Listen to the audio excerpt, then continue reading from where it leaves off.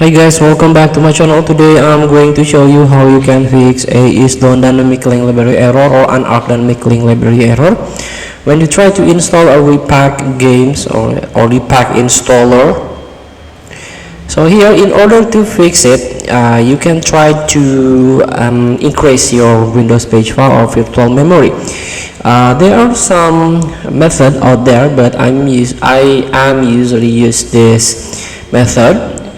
So here, the first thing to do, you can open your system properties by hold Windows key and R key button, and you can type isdone.dll in this one box. So you can open this command isdone.cpl. Click OK, and this is the system properties. Click again advanced, click performance settings, and this is the performance options.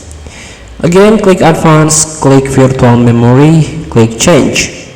So you can untick this automatically manage paging file. So you can manually manage paging file size for all drive. So you can click on custom size, fill this initial size by 400 and also 3000. So you can set, then apply, click OK and restart your system and try to reinstall your repack games.